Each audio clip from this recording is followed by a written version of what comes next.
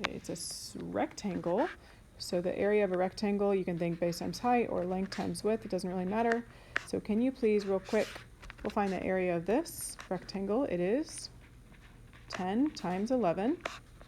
Do it in your calculator or use quick maths, and you will find it is 110 inches squared.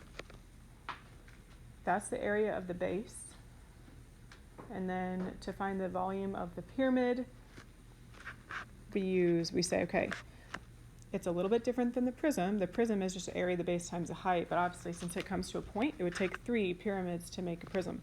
So 1/3 the area of the base times the height is 1/3 times 110 times 16. Okay, we've already chatted about this a little bit, but please make sure.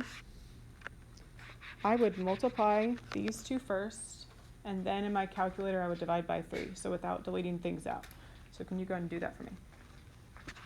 Okay, so usually we'll round to the nearest hundredth, but it only has, is it just 0.7? No, it's 0.67, so we're going to round to the nearest hundredth today, unless it's an exact decimal, so 586.67 inches cubed. So yeah, just like the rest of this unit, it's just using a formula, but you got to know how to use it correctly, obviously, okay?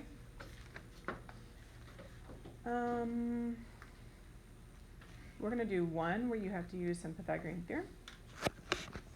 So can you look at number 3?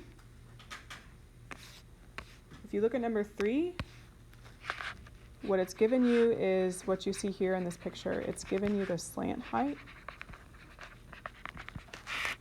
So that's the slant height, ladies. That's a slant height, which is not the actual height of the pyramid. The height of the pyramid that you want is this one. Big important thing to note today, height has to be perpendicular. If there's anything I need you to make sure you remember is that whether it's the height of the base, the height of the cone, the height of the pyramid, the height must be perpendicular. So if I'm looking at number 3, you'll notice that it doesn't have a height that's perpendicular to the base.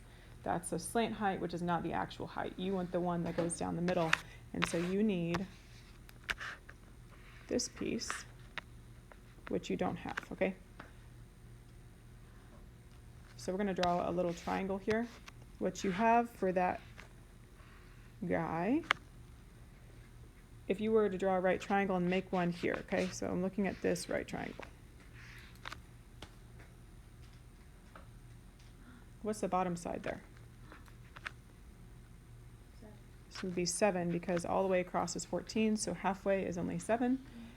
And then you've got 25 for the slant height, which is not the actual height. You need this. You can use Pythagorean theorem, 7 squared plus 8 squared equals 25 squared. Or you can recognize your fishy Pythagorean triples. 7, 24, and 25. Okay, that was not great. What's your height? 24. If you solve for Pythagorean theorem, you get the same thing. So the height's 24.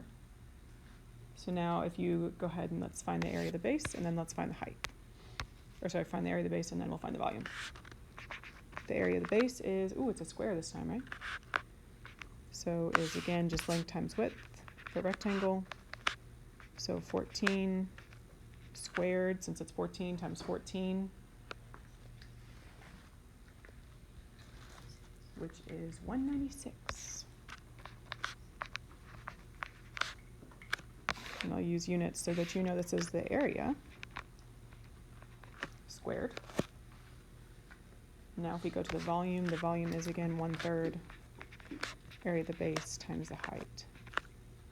So it is 1/3 times 196 times the height that you just found, which was 24, okay? And if you need to go back and draw it in the picture, we just found that this guy in the middle is 24. So if you're doing this in your calculator, a reminder to do this part first. I mean, you can do it all at once, but I would prefer you to just multiply 196 times 24, divide by 3 at the end.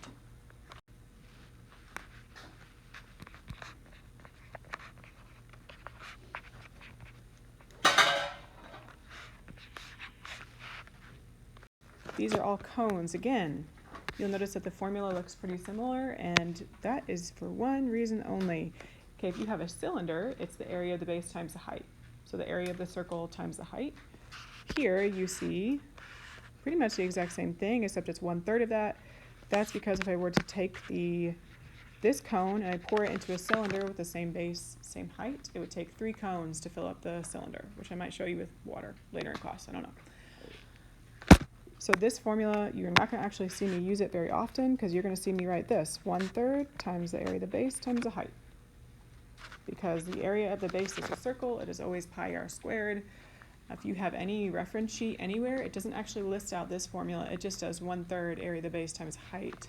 So you have to know that the base is a circle, pi r squared, and then multiply by the height. Again, not going to do very many, maybe just one. Let's look at number 7. You can highlight your base. Again, it's a circle. Let's find the area of the bottom circle, pi r squared. Please remember that, and pretty much your default needs to be to leave things in terms of pi instead of rounding. So I'm going to do pi times the radius squared, which is 9. Radius is from the center of the circle to the outside. You are just going to figure out what is 9 squared. 81, right? So you leave it in terms of pi, 81 pi. And that's yards squared. That's the bottom. That's the area of the base. And now I do the volume. The volume is 1/3 times the area of the base times the height. And this is where I need you to be careful how you do this. 1/3 times 81 pi times the height, which is 17. Do not just type this all in your calculator. Because I'd like you to leave your answer in terms of pi, please, please, please, please, please do this part first. 81 times 17.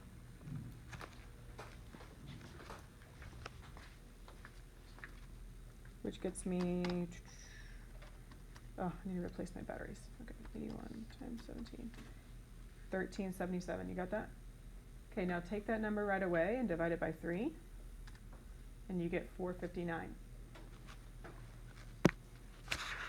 Which tells me that the answer here is 459 pi yards cubed. So please notice how I do not actually multiply by pi. There's sometimes things are crazy decimals to begin with, but it's not. Please just default to putting it in terms of pi. Okay? So please try number 9 yourself and then check it with the board when you're done. That would be a good indication that you actually know what you're doing.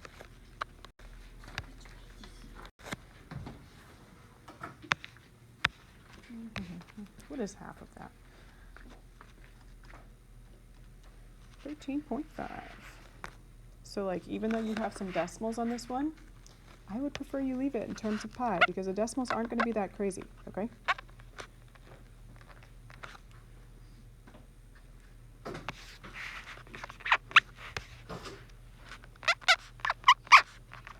So squeaky.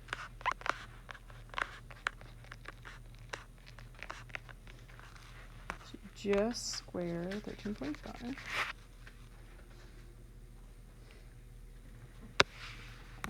This.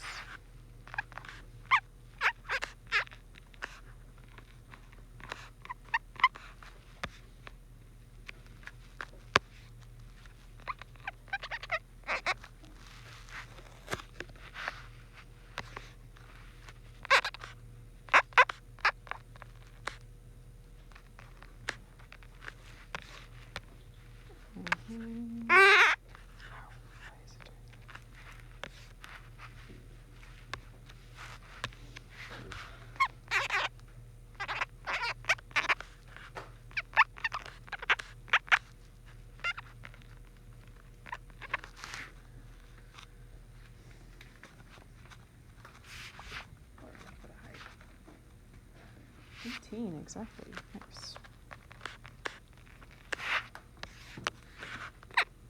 Okay, so please check that. Your height should turn out to be exactly 18 because you should not be rounding until the very end, and it turns out to be an exact number. Okay. So when I do this,